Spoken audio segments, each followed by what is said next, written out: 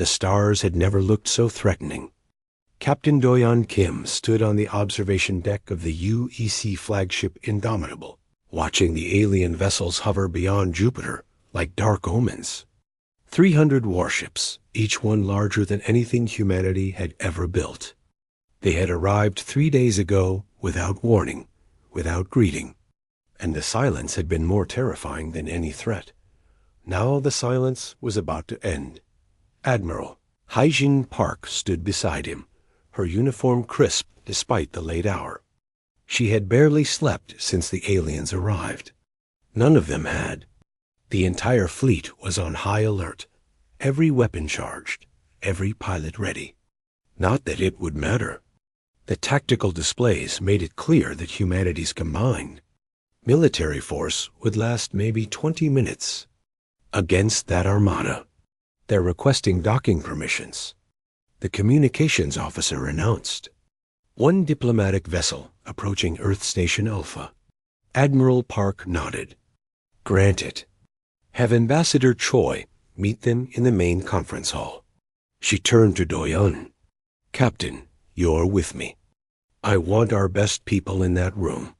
The conference hall had been prepared for this moment. Flags from every human colony hung from the walls, a reminder of how far humanity had spread in just 2 centuries. Doyon took his position behind the admiral, flanked by Lieutenant Somin Lee, their tactical analyst who had been studying every scrap of data about the alien fleet. Taiyang Choi, Earth's chief diplomat, stood at the center of the room. He was a small man, with gray hair and kind eyes. But Doyon knew he had negotiated peace treaties during the colony wars. If anyone could talk their way through this, it was him. The doors opened with a hiss. The alien that entered had to duck to fit through the doorway. It stood nearly 3 meters tall, its body covered in chitinous plates that gleamed like polished obsidian. 4 arms extended from its torso, each ending in delicate manipulators. Its head was triangular, with compound eyes that seemed to look in every direction at once. Behind it came 6 more aliens, different species, each one stranger than the last. I am Ambassador Velther of the Confederation of Kareth. The lead alien spoke through a translation device that rendered its clicking sounds into flat, emotionless human speech. You are humanity. You will listen. No pleasantries.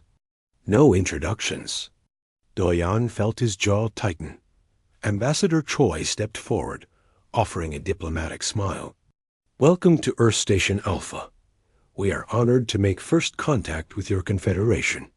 Perhaps we could begin with— There is nothing to begin, Velther interrupted. The Confederation has observed your species for 50 of your years. We have determined that you are technologically sufficient to join our collective. You will comply with standard integration protocols. The alien's translator device projected holographic images into the air. Star maps appeared, showing vast regions of space marked in red. The Confederation spans 3 galactic arms, 207 species, 12,000 star systems. We maintain peace through unity. All species contribute. All species obey. Admiral Park's expression didn't change, but Doyon saw her hand move slightly behind her back. A warning signal. Be ready. What exactly are you proposing? Ambassador Choi asked carefully. Not proposing, informing. Velther gestured, and the hologram changed, showing human colony worlds. Humanity will surrender all military vessels. Your weapons production will cease. Your colonies will be redistributed to appropriate worlds designated by the Confederation. Your species will be integrated into the labor collective based on your biological capabilities. Somin shifted beside Doyon, her hand moving to her datapad. She was recording everything. And if we refuse? Ambassador Choi's voice remained steady. Refusal is not permitted. Velther's compound eyes seemed to focus entirely on the human diplomat. The Confederation has extended this offer to 47 species in the last 1,000 years.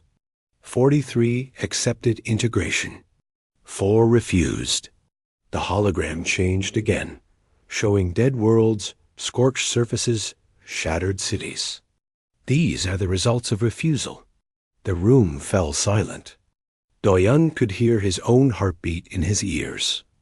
Around him, the human delegation stood frozen, staring at the images of extinction. Admiral Park spoke for the first time.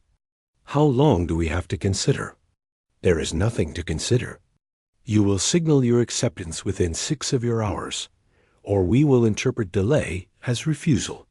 Ambassador Choi raised his hands in a placating gesture. "Surely you understand that a decision of this magnitude requires consultation. We need time to speak with our government. Our people, your people are irrelevant."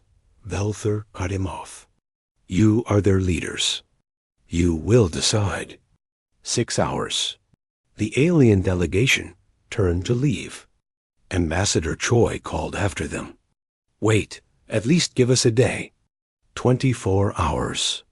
That's reasonable for something this important. Velther paused at the doorway. For a moment, there was no response. Then the alien tilted its head in what might have been consideration. "You misunderstand your position. You are not negotiating. You are receiving instructions." The alien raised one of its 4 arms. "Perhaps a demonstration will clarify." The delegation left. For 30 seconds, nothing happened. Then alarms began screaming throughout the station. "Orbital strike detected." Someone shouted, "Target is Mars, Olympus colony." The main display activated, showing the red planet. 3 Confederation cruisers had broken formation and moved into firing position. Doyan watched in horror as bright lances of energy speared down through the thin Martian atmosphere. The Olympus colony dome, home to 40,000 people, lit up like a small sun. The energy beams punched through the protective shields as if they were paper. In less than 10 seconds, the entire colony was gone. Just a glowing crater where a city had stood. "My God," someone whispered. Admiral Park's face had gone pale, but her voice was steel. "Get me a casualty count. Contact all colonies. I want full defensive positions now." The communication channel crackled. Velther's voice came through.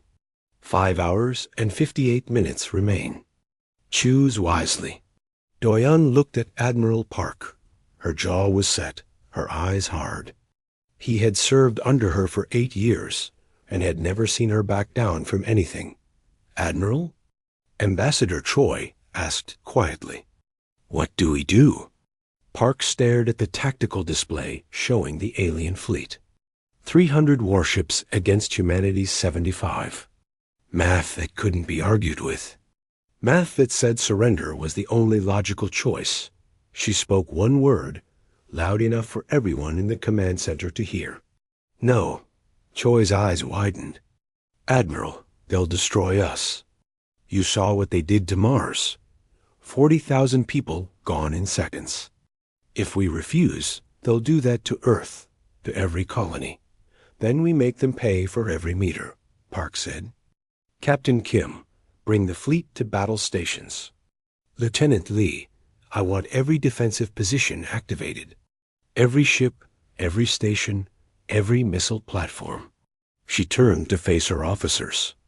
"Send a message to all human worlds. Tell them we will not kneel. Tell them we will not surrender. And tell them that if we're going to die, we're taking as many of these bastards with us as we can." Soman looked up from her datapad.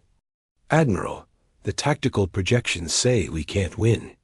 "Then we'll lose," Park said simply. "But we'll lose on our feet, not on our knees." Doyan felt something ignite in his chest. Pride, maybe? Or madness? He moved to his station and began entering commands. Around him, other officers did the same. No one argued. No one questioned. Ambassador Choi stood alone in the center of the room, looking lost. Then slowly, he straightened his jacket and nodded.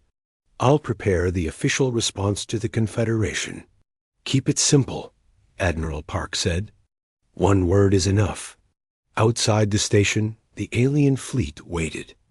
They had given humanity 6 hours to choose. Between submission and death, humanity had given them an answer in 3 minutes. The war had begun. Ambassador. Velther watched the human transmission with something approaching confusion. The emotion was foreign to him. In 1,000 years of Confederation expansion, no species had ever responded to a demonstration of overwhelming force with defiance. The humans should have been terrified. Instead, their military was moving into attack formation. Curious, he said to his tactical officer. They appear to believe they can resist. Their weapons are primitive, the officer reported. Chemical explosives and kinetic projectiles. Our shields will render them ineffective. Then we will educate them. Velther studied the tactical display. The military shipyards orbiting their moon. Destroy them. Quickly. Minimal force. Show them resistance is pointless. 30 Confederation cruisers broke formation and accelerated toward Luna. On the bridge of the destroyer Relentless, Captain Ji-Wan Sung watched the alien ships approach. She was 32 years old and had spent half her life in the military. She had fought in the colony wars, defended cargo convoys from pirates, and earned every decoration the UEC could give. But she had never faced odds like this. Captain, incoming encrypted transmission from Admiral Park. Her communications officer announced .G1 pulled up the message on her private screen. She read it twice, then looked at the tactical display showing the Luna shipyards. 12 massive orbital facilities where humanity built its warships. Thousands of workers. Billions of credits in equipment and materials. The message was simple. Draw them in. She understood immediately. The Admiral was gambling everything on one desperate play. All hands, this is the captain, G1 announced over the ship-wide channel. Prepare for combat operations. Engineering, I need full power to engines. Weapons, load all tubes, but hold fire until my command. She paused. This is going to be rough. Trust your training. Trust each other. And if anyone wants to pray, now's the time. At the Luna shipyards, engineer Minho Kwan was working on something that would have gotten him executed under normal circumstances. For 3 days, he and his team had been rigging fusion charges throughout the facility. Every reactor, every fuel depot, every power conduit now had explosives attached to it. Sir, the Confederation fleet is approaching, his assistant called out. 10 minutes to firing range. Minho wiped sweat from his forehead. Is the evacuation complete? As complete as it's going to get. 70% of personnel are off. The rest are volunteers staying to maintain the deception. 70%. That meant 3,000 people were still here, making sure the facilities looked operational until the last possible moment. 3,000 people who knew they might not make it out. Then let's make their sacrifice count, Minho said quietly. Arm all charges. Remote detonation on my signal. The Confederation cruisers moved into bombardment position around the shipyards. Velther watched from his command ship, expecting the humans to flee or beg for mercy. Instead, the facilities continued normal operations. Lights were on. Construction beams moved. The humans were pretending nothing was wrong. Ignorant creatures, Velther muttered. Begin bombardment. The cruisers charged their main weapons, and the shipyards exploded. Not from alien fire. From within. 12 orbital facilities detonated simultaneously. Fusion reactors going critical, fuel depots igniting, everything designed to create the largest possible debris field. Metal fragments and superheated plasma erupted outward in all directions. The Confederation cruisers, positioned perfectly for bombardment, had no time to react. Debris moving at orbital velocities tore through their formation. Ships collided with chunks of station as large as buildings. The plasma wave washed over their shields, overwhelming them through sheer sustained energy. Now, Captain Jiwan soon shouted .20 frigates that had been hiding in the lunar craters, powered down and undetectable, suddenly came to life. They had been waiting for this moment, positioned perfectly for an ambush. Their railguns, loaded and charged, fired simultaneously. Tungsten projectiles, each weighing several tons, accelerated to hypersonic speeds. They punched through the debris field and slammed into the Confederation ships. The alien shields, designed to deflect energy weapons, did almost nothing against solid matter traveling at thousands of meters per second. The first volley destroyed 6 cruisers outright. Their hulls cracked open, spilling atmosphere and bodies into space. "Reload and fire again," Jiwan commanded. "Give them everything." The frigates poured fire into the confused alien formation. More ships died. The Confederation force, caught in the debris field and unable to maneuver, couldn't bring their superior weapons to bear. Then the fighters arrived. Lieutenant Yoonji Han led her squadron through the chaos like a blade through silk. She was 26, the youngest squadron commander in the fleet, and she flew like she had nothing to lose. Because she didn't. None of them did. "Listen up," she transmitted to her pilots. "Standard tactics won't work here. We're outgunned, outmatched, and probably going to die. So let's make it count. You see a damaged ship? Ram it. Your weapons are empty? Ram it. Your engines are failing? Ram it. Make every death expensive." "Yes, ma'am," came back 30 voices. They dove into the battle like demons. Human fighters were small and fast compared to the alien vessels. Yoonji targeted a Confederation cruiser that had taken railgun damage. Its shields were down. She fired her missiles, depleting her entire payload, then pointed her fighter at the cruiser's command bridge. "Yoonji, what are you doing?" Her wingman shouted. "Winning," she said simply, and accelerated. Her fighter hit the bridge at full speed. The impact killed her instantly and tore through the alien command center like a bullet through paper. The cruiser listed sideways, powerless, bleeding atmosphere. But Yoonji's squadron saw what she did, understood what she was telling them. 20 more fighters, damaged or out of ammunition, followed her example. They picked targets and rammed them, turning themselves into missiles. Velther watched the battle displays with growing horror. This was impossible. The humans were supposed to flee, not attack. They were supposed to surrender, not embrace death. What kind of species sacrificed themselves so willingly? "All ships withdraw," he commanded. "Get us out of the debris field." But withdrawing from a close-range engagement meant exposing their engines to enemy fire. 5 more cruisers died trying to retreat. The human frigates showed no mercy, targeting the most damaged ships and finishing them off by the time the Confederation fleet pulled back to a safe distance. They had lost 43 capital ships. 43 vessels destroyed by a supposedly primitive species. Using simple kinetics and suicidal tactics, Velther stared at the casualty reports in disbelief.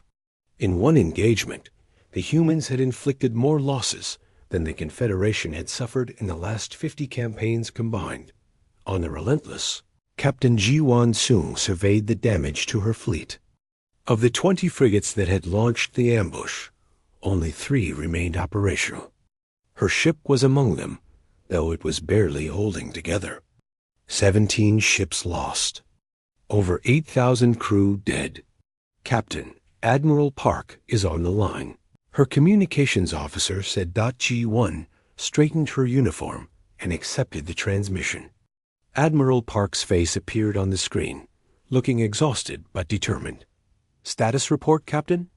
3 frigates operational, ma'am. The Luna shipyards are completely destroyed. Estimated enemy losses at 40 ships, possibly more. Park nodded slowly. Acceptable casualties.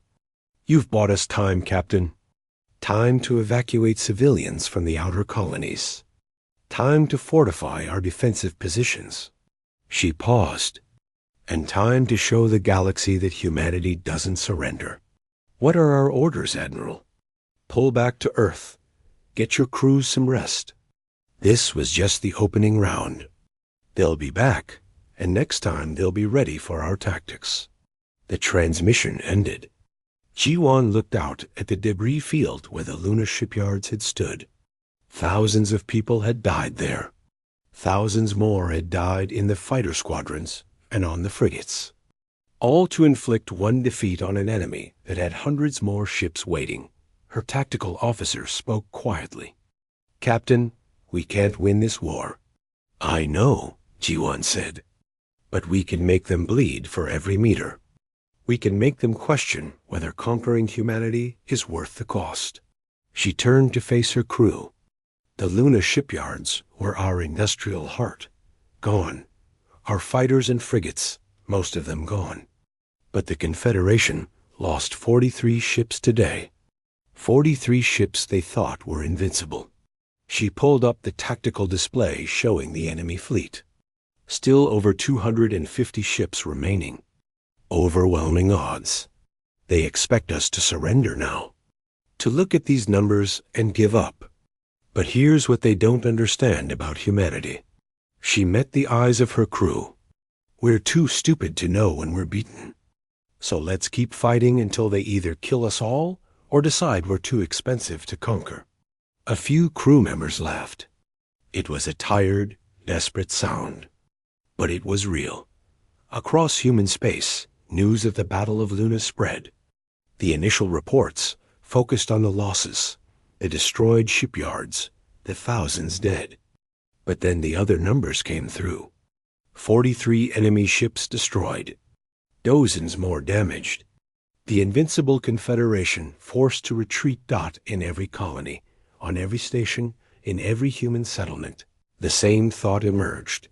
Maybe, just maybe, they could win this. They were wrong, of course. The math was impossible. But sometimes belief matters more than math. The war had begun in earnest. 6 months into the war, Commander Junho Beek crouched in the ruins of what used to be a shopping district on New Seoul. The colony world had fallen 3 weeks ago, after the Confederation deployed overwhelming force. Most of the civilian population had evacuated, but 5,000 volunteers had stayed behind to fight. Junho was one of them. He had been a cargo pilot before the war, flying supplies between colonies. Now he was leading a resistance cell, using improvised explosives and stolen weapons to make the occupation as painful as possible for the Confederation. Commander. Patrol approaching, whispered Private Yuna from her position by the window. 6 soldiers, 2 scout drones. Junho checked his rifle. It was a hunting weapon, not military grade, but it would do. His entire cell was equipped with whatever they could scavenge. The Confederation had all the advanced weapons. Humanity had desperation and creativity. Wait until they're directly over the charges, he said quietly. Yuna, take out the drones first. Everyone else, pick your targets and fire together. The alien patrol moved down the street with casual confidence. They had occupied New Seoul for 3 weeks and faced only scattered resistance. They expected the humans to hide and cower. They didn't expect an ambush. The explosives were simple chemical charges buried under the street. When the patrol reached the kill zone, Junho triggered them. Remotely, the street erupted upward, catching 4 aliens in the blast. Yuna's precise shots destroyed both drones. The 2 surviving aliens spun around, trying to locate their attackers. They never got the chance. 8 resistance fighters opened fire from different positions, catching the aliens in a crossfire. Within seconds, the entire patrol was dead. Grab their weapons and move, Jun-Ho commanded. We have maybe 5 minutes before their response team arrives. The cells scattered into the ruins, taking different routes to their safe houses. It was the same strategy they used every day. Hit fast, grab what you can, disappear. Never hold ground. Never fight when the enemy had superior numbers. It was working too. The Confederation had sent 3 regiments to occupy New Seoul. In 3 weeks, the resistance had killed over 200 soldiers through ambushes, traps, and suicide attacks. The aliens were getting nervous. Occupation duty on human worlds was becoming something their troops dreaded, but for every victory, the aliens made humanity pay. That night, Jun-Ho watched from his hiding place as Confederation gunships bombed an entire residential sector. They knew resistance fighters were hiding there, so they simply destroyed the entire area, killing everyone inside. They're glassing everything, Yuna said quietly beside him. Doesn't matter if it's military or civilian. They just want us gone. Jun-Ho clenched his fists.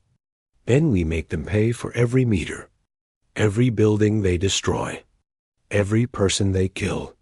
We make it expensive. Across human space, the same scene played out on dozens of occupied worlds. Resistance cells fought with whatever they had.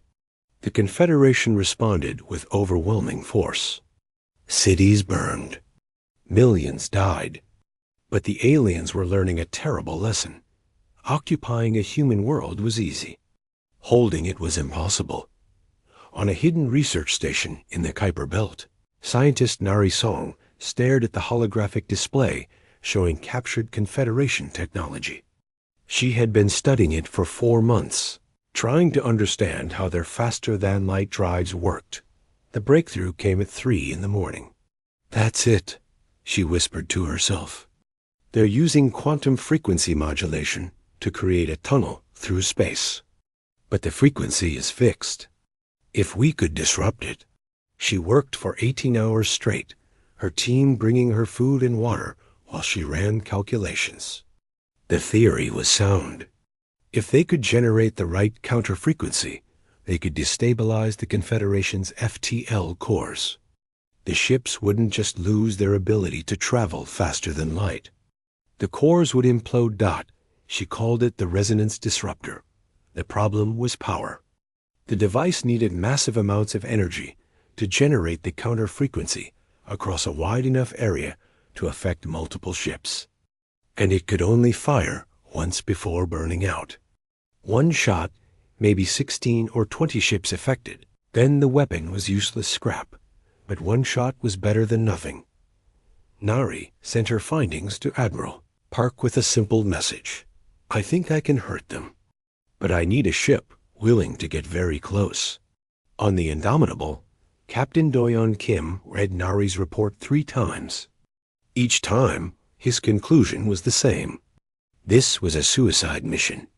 The ship would need to penetrate deep into the enemy formation, activate the weapon, and hope it worked before being destroyed. He volunteered immediately. Absolutely not, Admiral Park said when he submitted his request. You're one of my best captains. I need you alive. Then give me another ship, Doyeon countered. Someone has to test this weapon. Someone has to make sure it works before we commit resources to building more. I know the Indomitable better than anyone. I know what she can take. Park studied him for a long moment. You understand this is likely one way. Yes, ma'am. And you still volunteer? Yes, ma'am. Park sighed and approved the mission. The Battle of Europa came 2 weeks later.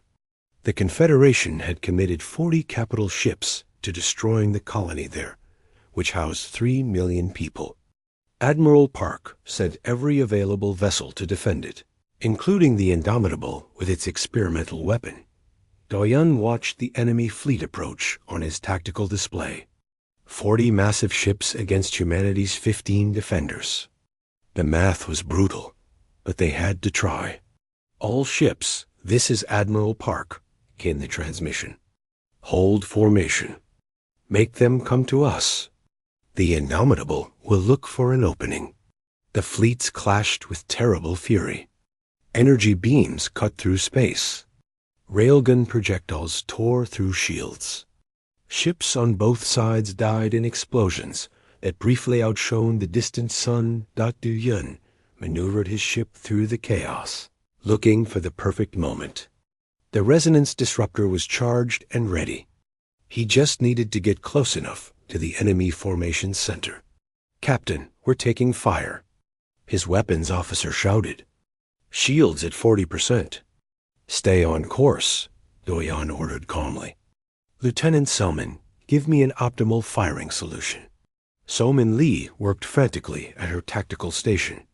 She had transferred to the Indomitable specifically for this mission, analyzing every possible approach vector. "Captain, if we come in from bearing 270, we can catch the maximum number of ships in the disruption field. But we'll be surrounded. No escape vector?" "No, sir." Doyan smiled grimly. "Then I guess we better make sure this works." Helm, bearing 270. Full speed. The Indomitable accelerated directly into the enemy formation. Confederation ships turned their weapons on her, recognizing the threat too late. Energy beams scorched her hull. Missiles detonated against her failing shields. Shields gone. Someone shouted, "Fire the weapon!" Doyan commanded. Somin activated the resonance disruptor. Nothing visible happened. No beam of light. No explosion. Just a pulse of energy that spread outward at the speed of light, invisible and unstoppable. For 3 seconds, nothing changed. Then the first Confederation ship's FTL core destabilized. The implosion was catastrophic, tearing the ship apart from within. A second later, another ship died the same way. Then another. Then 5 at once. 16 Confederation dreadnoughts simply ceased to exist. Their cores collapsing into miniature black holes that consumed everything nearby before evaporating in bursts of air, hawking radiation. The remaining enemy ships panicked and broke formation. They had never seen anything like this. Their invincible technology had been turned against them, but the resonance disruptor had burned out, exactly as Nari predicted. And the Indomitable was a floating wreck, her engines failing, her hull breached in a dozen places. "All hands, abandon ship," Doyan ordered. "This is not a drill. Get to the escape pods now. Captain, you need to evacuate too." Somin protested. "I will, after I make sure everyone else gets out." He met her eyes. "That's an order, Lieutenant. Go." Somin hesitated, then saluted, and ran for the escape pods. Doyan stayed on the bridge, watching his crew evacuate. The ship was shaking now, secondary explosions rippling through her structure. The remaining human ships were pulling back, covering the escape pods. The Confederation fleet, shocked by their losses, wasn't pursuing Dot when the last escape pod launched. Doyan allowed himself a moment of satisfaction. The weapon worked. Nari's theory was proven. Humanity now had a way to hurt the Confederation that they hadn't anticipated. The bridge lights flickered. Doyan looked at the tactical display one last time, seeing the debris field where 16 enemy dreadnoughts had been. "Not bad for a suicide run," he said. To the empty bridge. The Indomitable's reactor went critical 30. Seconds later, the news spread across human space within hours.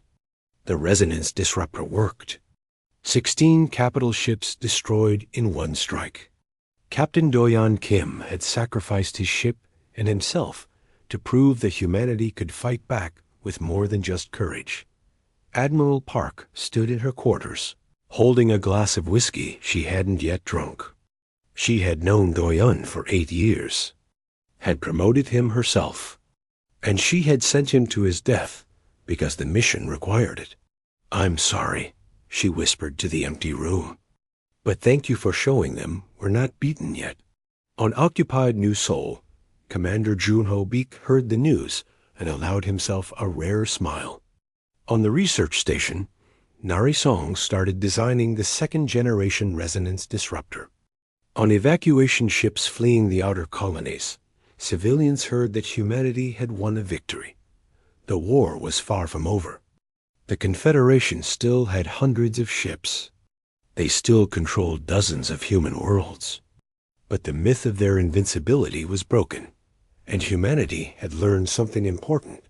They could win battles.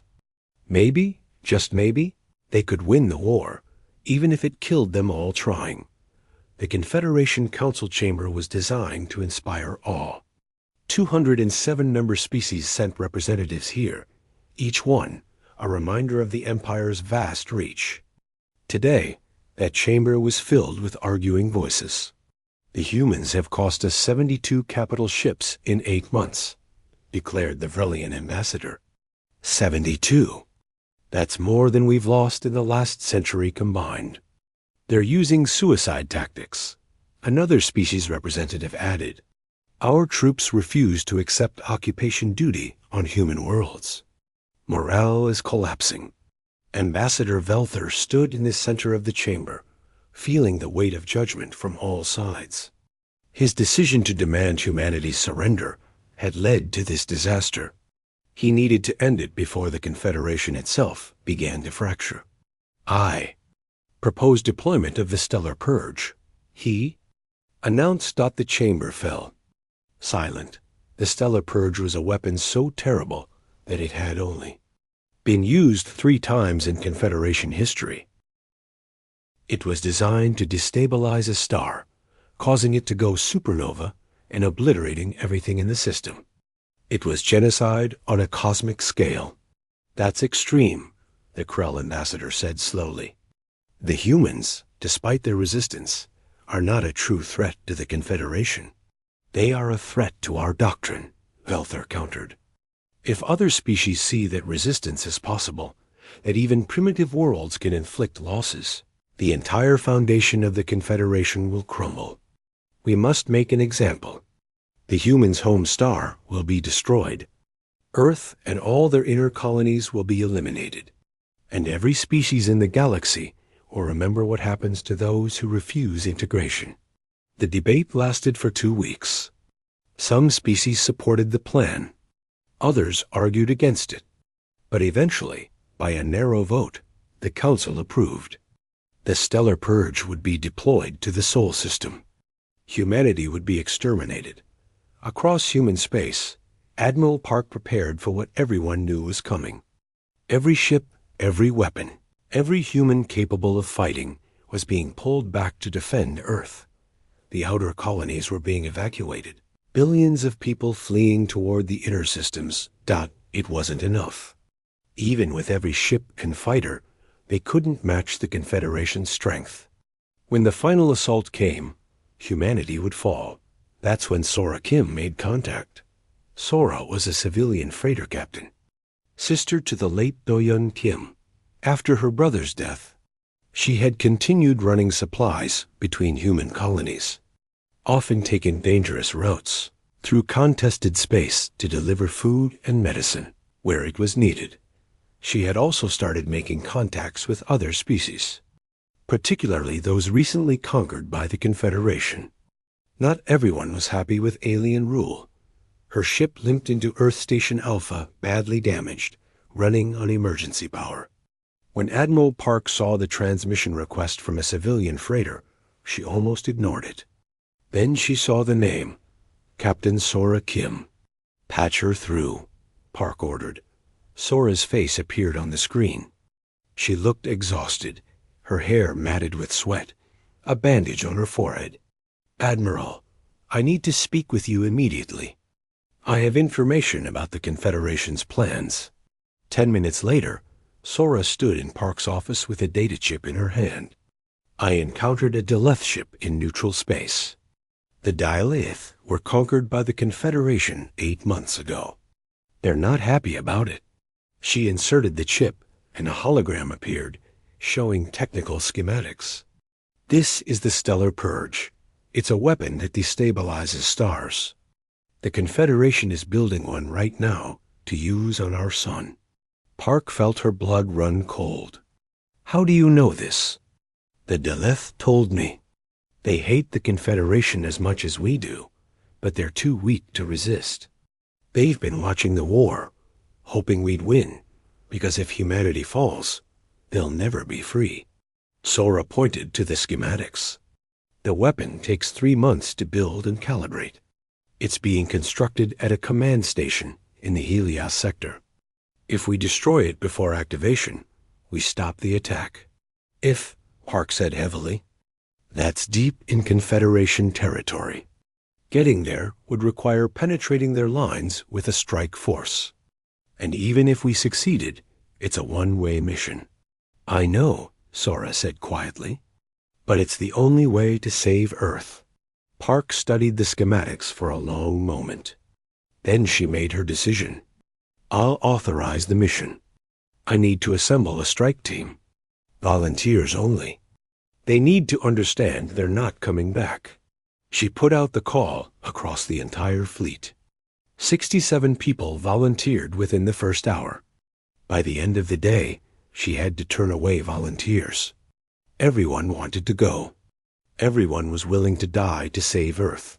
The strike team was diverse. Commander Yuna Choi, a tactical genius who had been commanding defensive operations. Lieutenant Yoonji Han, one of the few survivors of the Luna battle, now leading a new fighter squadron. Engineer Minho Kwon, who had rigged the Luna shipyards to explode and survived. Tactical analyst Soman Lei, who had served on the Indomitable and escaped before it was destroyed. And Commander Junho Beek, pulled from his resistance operations on New Sol. They met in the briefing room, looking at the mission parameters. Penetrate Confederation space. Destroy the Stellar Purge before activation. The plan was simple because there were no good options. "This is a suicide mission," Admiral Park told them bluntly. "I want you all to understand that. We're sending you into the heart of enemy territory with minimal support. Your chances of survival are effectively 0. "We understand, ma'am," Commander Choi said. "But if we don't do this, Earth dies. Everyone dies. At least this way, our deaths mean something." The strike team launched 3 days later in modified stealth ships. They had advanced cloaking technology, the best humanity could build. But it wouldn't be enough if the Confederation was actively scanning for them. The journey took 2 weeks of careful navigation, avoiding patrol routes and sensor sweeps. Twice they came within meters of being detected. Once, Minho had to manually shut down all power systems, leaving them drifting in space while a Confederation fleet passed within kilometers. But they reached the Helios sector. And there, exactly where the Deleth intelligence said it would be, was the command station. A massive structure bristling with weapons and shields, surrounded by 12 Confederation capital ships. "That's a lot of security," Yoonji muttered. "They're protecting something important," Commander Choi said. "Which means we're in the right place." She activated the communication channel to all ships. "Everyone knows the plan. We go in fast and hard. Create as much chaos as possible. Minho's team gets inside and destroys the weapon. The rest of us buy them time. How much time do we have?" Soman asked. "The weapon activates in 4 hours," Minho said, checking his data. "We need to destroy it before then, or Earth's sun goes supernova." The strike force dropped their cloaking and accelerated toward the station at full speed. The Confederation ships reacted immediately, turning their weapons on the human vessels. Energy beams cut through space. Missiles streaked toward the strike team. 5 human ships died in the first 30 seconds. "Keep going," Commander Choi shouted.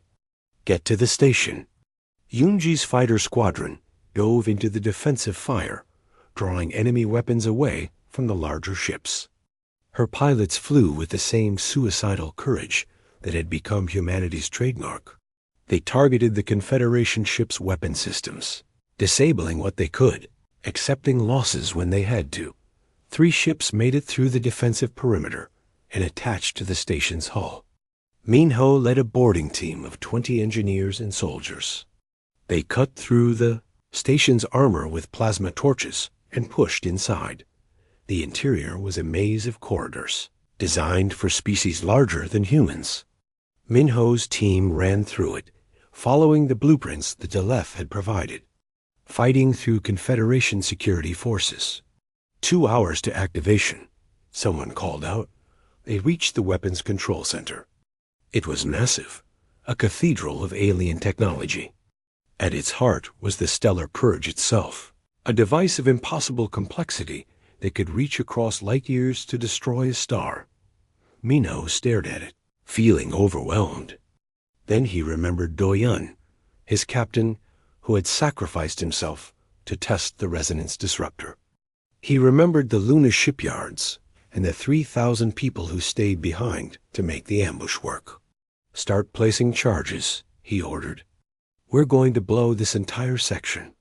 Outside, the battle was going badly.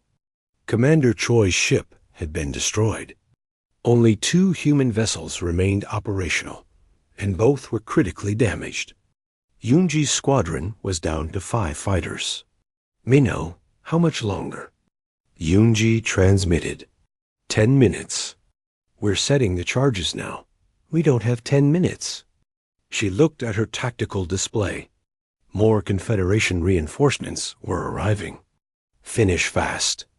Minho worked frantically, connecting explosives to every critical system he could identify. The Stellar Purge was designed to be indestructible, but everything has a breaking point if you apply enough force. "Charges set," he reported.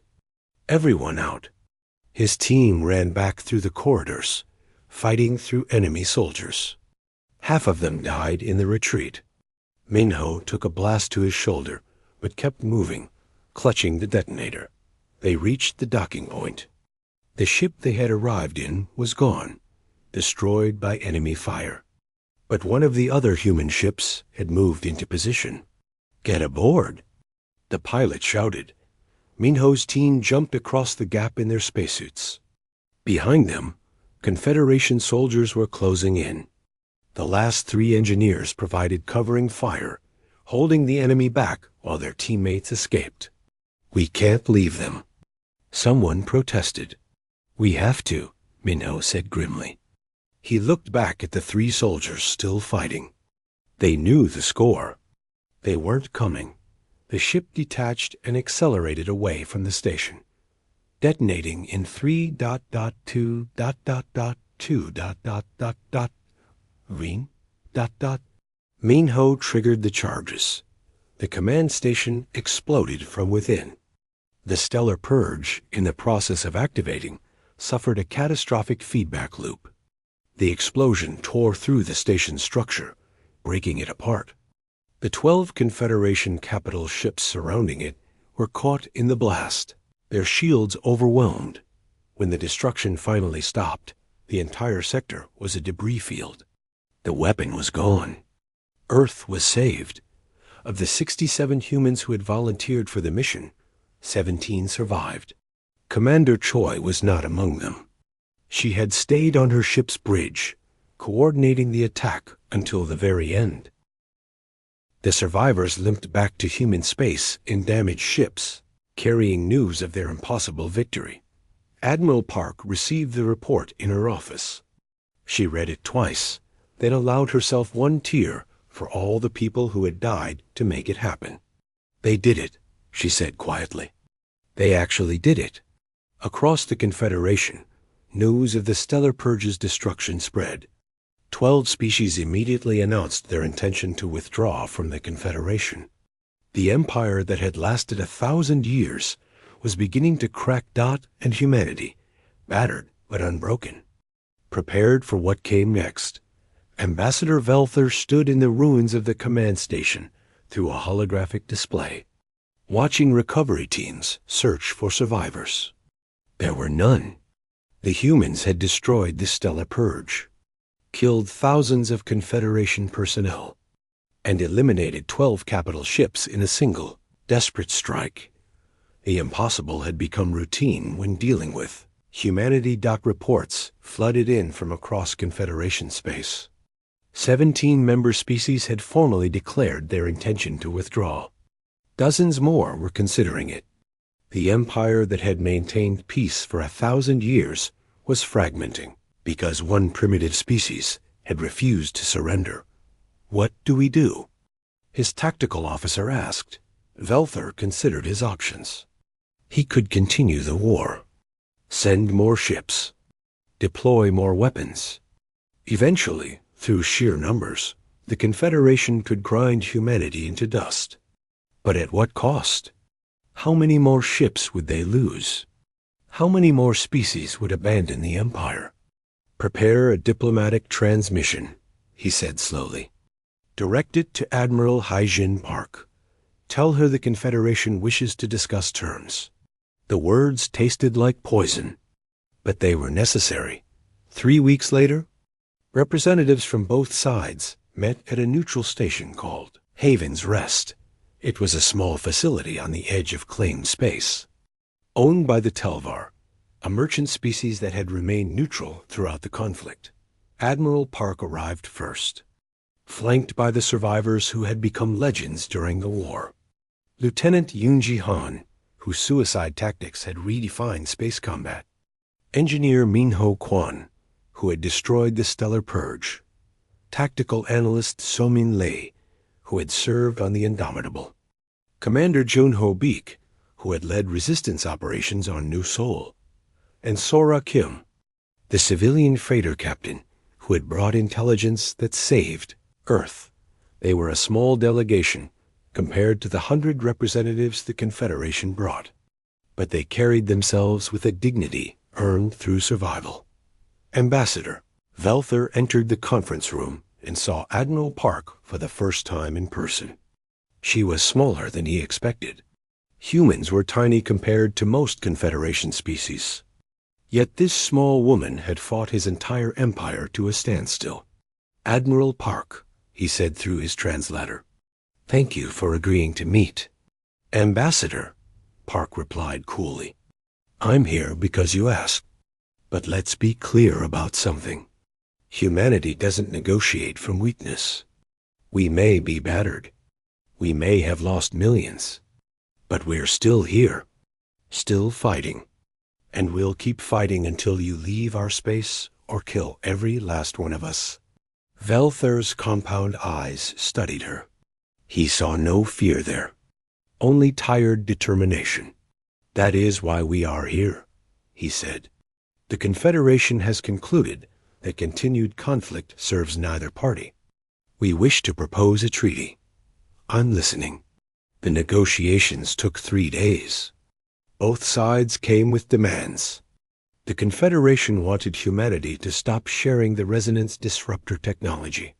Admiral Park wanted full withdrawal from all human worlds and recognition of human sovereignty. The arguments were fierce.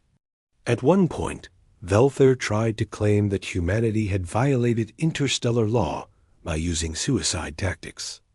Yoonji Han laughed in his face. You came to our worlds demanding surrender or death, she said. You destroyed colonies, killed millions of civilians. And now you complain about our tactics? We fought with what we had. If you don't like it, you shouldn't have started this war. Velther had no response to that. On the second day, Somin Lee presented detailed analysis of Confederation losses. 72 capital ships destroyed, hundreds more damaged, tens of thousands of troops killed in occupation duty. The economic cost of the war was staggering, far exceeding any value humanity could provide to the Empire. You can't afford to keep fighting us, someone said bluntly. We've made it too expensive. Every human world you occupy bleeds you. Every battle we fight costs you ships you can't easily replace. The math doesn't work in your favor anymore.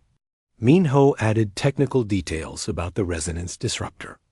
We've already shared the theoretical principles with 6 other species. Even if you destroy humanity, the technology exists now. You can't put that back in the box. The Confederation representatives conferred privately. They knew the humans were right. The war was unsustainable, and with member species withdrawing, they couldn't afford to appear weak by continuing a costly conflict. On the third day, they reached an agreement. The Treaty of Haven's Rest contained 12 articles. The most important were simple. First, the Confederation would withdraw from all human-controlled worlds immediately. All occupation forces would leave within 60 days. Second, humanity would be recognized as a sovereign power. No future integration attempts would be made. Third, a demilitarized zone would be established between human and Confederation space. Neither side would deploy military assets within this zone. Fourth, humanity would provide the theoretical principles behind the resonance disruptor to the Confederation, ensuring mutual deterrence. But they would not share the weapon itself or construction details. Fifth, and most revolutionary, the treaty included a liberation clause. Any species wishing to leave the Confederation could do so without military repercussion, provided they joined the Free Alliance, a new political entity that would be formed with humanity as a founding member. "You're destroying the Confederation," Velther said as he read the final draft. "No," Admiral Park replied. "You destroyed it when you gave species only two choices, submit or die. We're just offering a third option, freedom." The treaty was signed by all parties. Within hours, the news spread across the galaxy. 17 species had already declared their intention to leave the Confederation. Now, with the Liberation Clause protecting them, 32 more announced their withdrawal. The empire that had lasted 1,000 years was collapsing, not from external conquest, but from internal rejection. The Confederation forces withdrew from human space as promised. On New Sol, Commander Junho Beek watched the alien ships leave orbit and allowed himself to feel something he hadn't experienced in months. Hope. On Earth, massive celebrations erupted in every city. 47 million humans had died in the 2-year war, but the species had survived. They had stood against an empire that spanned 3 galactic arms and forced it to blink. Admiral Park didn't attend the celebrations. Instead, she stood at the memorial station being constructed near Luna, where the first major battle had occurred. The names of every human who died in the war would be inscribed here. 47 million names. Was it worth it? Somin Lai asked, standing beside her. Park was silent for a long moment. "Ask me in 100 years, she finally said. "Right now, all I know is that humanity is free. Our children won't grow up as servants to an alien empire. They'll have the chance to make their own choices, their own mistakes, their own future." She paused. "So yes, I think it was worth it." Across the galaxy, the Free Alliance began to form. 50 species joined in the first month, each one seeking the same thing humanity had fought for, the right to determine their own destiny. Ambassador Velther watched it happen from the Confederation's capital world. He had been recalled from active duty, his career effectively over. But he bore no resentment toward the humans. They had simply done what any species should do when threatened. They fought back. "What will you do now?" his replacement asked. "Study humanity," Velther said. "Try to understand how they achieve the impossible. Perhaps there are lessons the Confederation should have learned long ago." On Earth, life slowly returned to normal. The shipyards were rebuilt. The colonies were resettled. But everything had changed. Sora Kim continued her work as a freighter captain, now running diplomatic missions between Free Alliance worlds. Her roots took her to dozens of species, who all wanted to hear stories about the war, about humanity's impossible victory. "What was it like?" a young Deleth asked her once. "Fighting an empire that had never lost?" Sora thought about her brother Doyan, who had sacrificed his ship to test a weapon. About the thousands who died at Luna. About Commander Choi and the strike team that destroyed the Stellar Purge. About Yunji's pilots who turned themselves into missiles. Terrifying, she said honestly.